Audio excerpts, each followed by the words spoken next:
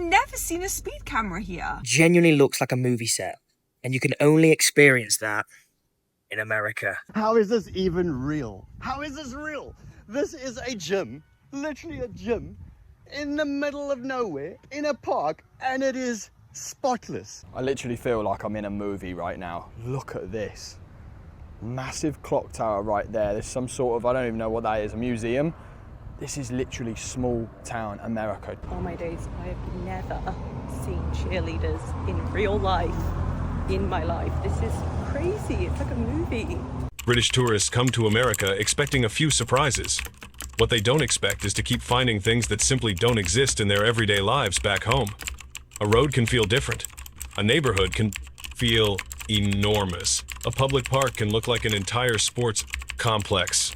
And sometimes, an ordinary American town can look so much like a movie set that they actually have to stop and stare. But here's the interesting part. These aren't random American oddities, they're clues. Clues to a completely different way of living, because once you connect these strange little moments, you start to understand why everyday America can feel so unfamiliar to someone from Britain. I'm a Brit living in America, and I've lived here for 2.5 years now, and something I have never seen in America, and I mean never, is a speed camera. One British visitor living in America for more than 2 years noticed something that seemed surprisingly strange to him. He couldn't remember ever seeing a speed camera. Now, the interesting part isn't simply whether one particular state uses them or doesn't. The interesting part is why the question felt so unusual to him in the first place. Because in Britain, automated speed enforcement is familiar enough that drivers may expect to encounter it.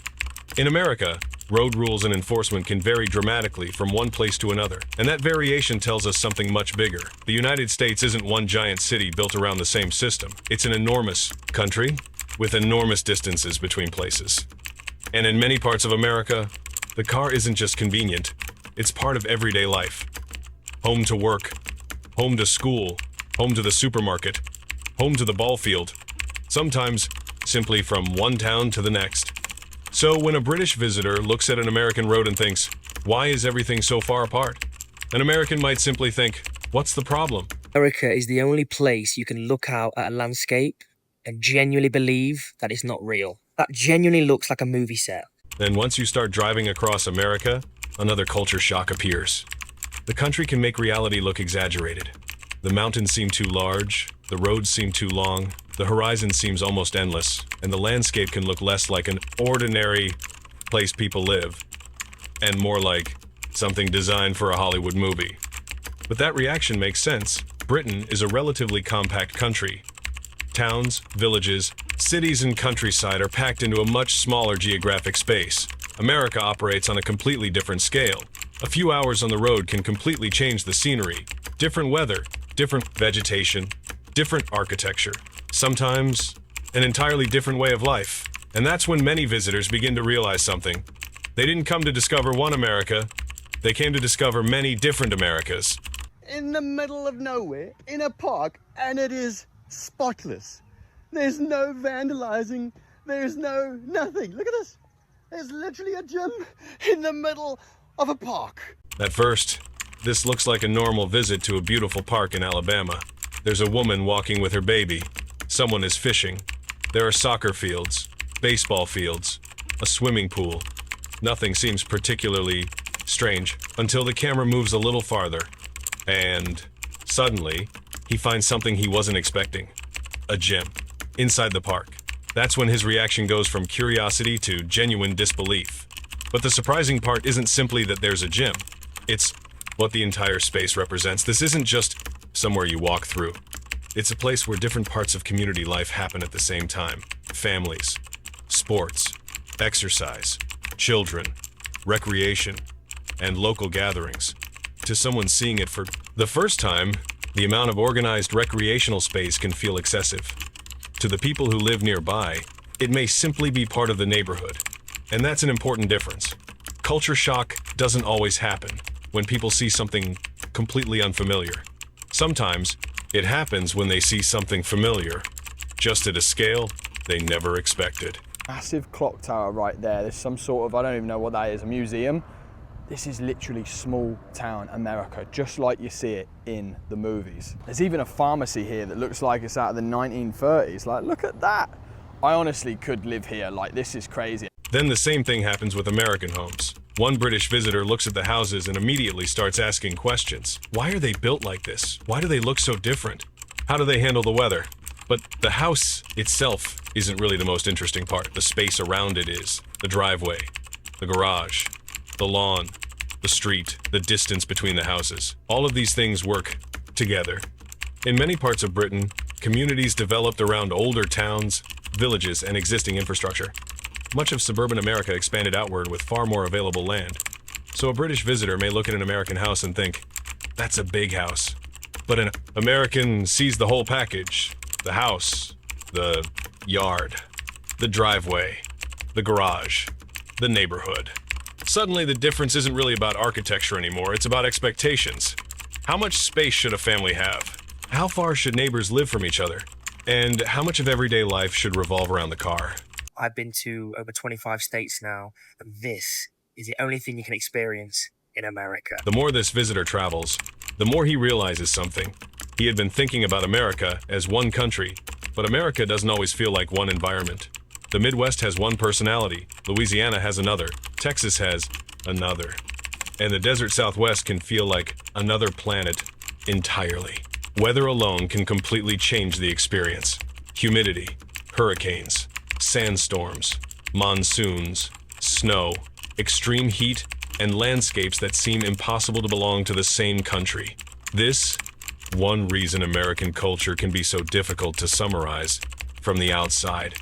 There isn't one American experience. There are thousands of local versions of it. Different foods, different accents, different sports traditions, different architecture, different landscapes, and different ideas about what a normal weekend looks like.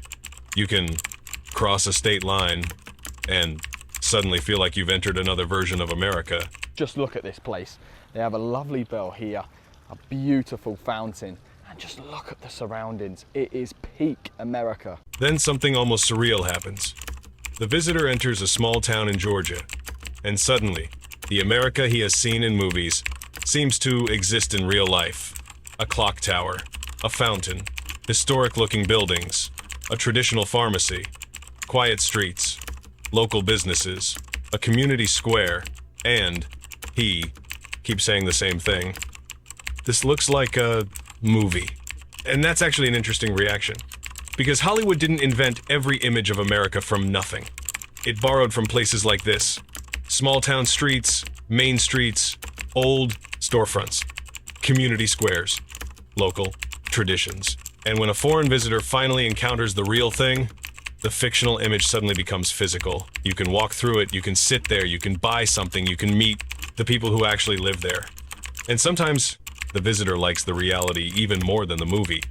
Oh my days, I've never seen cheerleaders in real life in my life. This is crazy. It's like a movie. I've never seen that before. I'm a Brit in America and I've always wanted to be a cheerleader, and I could never be because we don't have cheerleading in the UK. So yeah, we don't have this either in the UK. Alani, it's delicious. Energy drink. For one British visitor, seeing cheerleaders in real life was almost unbelievable. Not because cheerleading itself is difficult to understand, but because she simply didn't grow up around it in the same way. And that's the key to understanding culture shock. The strangest things aren't always strange objects. Sometimes they're traditions you were never taught to see as normal. That's why the same thing happens inside the old-fashioned American pharmacy. A soda fountain, vintage, decorations, classic drinks, old-fashioned candy, a setting that feels like it belongs to another decade. For an American, it might feel like nostalgia. For a British visitor, it can feel like stepping directly into a movie. After watching all of these reactions, it's tempting to say that the culture shock is simply about America being bigger. But that's not really the story. The bigger story is that America was built around a different relationship with space. Different distances, different landscapes, different communities, different traditions, different expectations. A British visitor sees a giant neighborhood and notices the size. An American sees home. A visitor sees an enormous park and thinks it's excessive. A local sees where the kids play. A visitor sees a small town street and thinks it looks like a movie. The people who live there simply call it home. And maybe that's the most interesting thing these travelers discover. The things Americans barely notice, .can, become the things foreigners remember most. Not because every American system is better, and not because every British system is worse, but because when you grow up somewhere, you stop noticing the assumptions built into everyday life. Travel gives you the chance to notice them again. And sometimes, seeing your country through somebody else's eyes makes the familiar feel new. So now I'm curious, if you grew up in America, which one of these things feels completely normal to you? And if you're watching from Britain, what was the first American thing that made you think, we definitely don't have this back home? Tell us in the comments.